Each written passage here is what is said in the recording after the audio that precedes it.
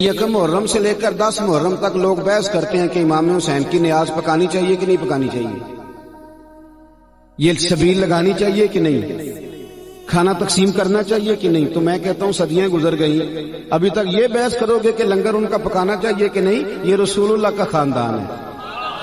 اب تو یہ مسئلہ پوچھا کرو کہ صاحب امام حسین کا لنگر وضو کر کے پکانا ہے کہ بغیر وضو کے بھی پک جاتا ہے؟ اب تو یہ پوچھا کرو کہ وضو کرنا ہے کہ بغیر وضو کے بھی پک جائے گا۔ پتہ ہے لنگر کس کا ہے؟ رسول اللہ کے خاندان، نبی کریم کے خاندان۔ میں منڈے نے پوچھا، میں کہ پتر آج کل ٹھوٹیاں لب جاندیاں نے، اے شہروں بندیاں تے نہیں پتا تے پینڈو تے ہاں نہ کرو نا، تہاڈی مہربانی، کیونکہ میں پینڈو ہاں۔ ٹوٹیاں دا نہیں پتا تانوں؟ میں کسی نے نہیں دسدا کہ تانوں پتا سی۔ آج کل بڑا تانا ہے نا پینڈو ہونا بھی۔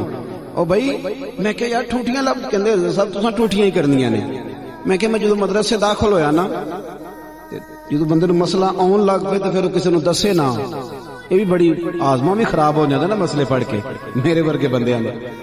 میری اما جی کہنے لگے کہ ٹوٹیاں لیا دے، محرم آ گیا کھیر ونڈنی، تے میں کہ اما جی اے جڑیاں گھر پلیٹاں نے انہاں چ بھی ختم ہو جاندا ہے۔ میں مسئلہ پڑھیا، انہوں نے کہندے تو بیٹا مفتی رام نال بہو، میں نے ٹوٹیاں لے آ کے دے۔ تو ماں سے اب امام اعظم ابو حنیفہ رحمۃ اللہ علیہ کے زمانے میں ایک واعظ تھا، واعظ کہتا تھا، وہ امام صاحب کی والدہ کہتی جاؤ مجھے اس سے مسئلہ پوچھ کے بتا کے دو، تو امام صاحب کہتے ہیں وہ میرا شاگرد ہے، کہتی نہیں نہیں تیری تو مجھے سمجھ نہیں آتی۔ امام صاحب اس کے پاس جاتے، جا کے کہتے کہ اس مسئلے کا حل بتاؤ، تو وہ کہتا جی حضور مجھے کیا پتا، میں تو آپ کا شاگرد ہوں۔ تو امام صاحب فرماتے کہ اچھا میں تجھے سوال کا جواب بتاتا ہوں، توجہ ہے میری بات پر؟ ادب والے لوگ ادب والے ہوتے ہیں۔ امام اعظم اسے کہتے میں تجھے سوال کا جواب بتاتا ہوں، پھر تو مجھے بتا، کیونکہ میں اپنی اماں کو بتاؤں گا نا کہ اس سے پوچھ کے آیا ہوں تو وہ تبھی مطمئن ہوگی۔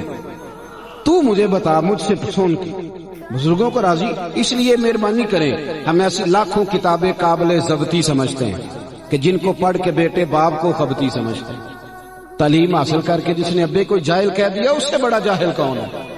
جس نے علم پڑھ کے اماں کو ان پڑھ کہہ دیا اس سے بڑا ان پڑھ کون ہے؟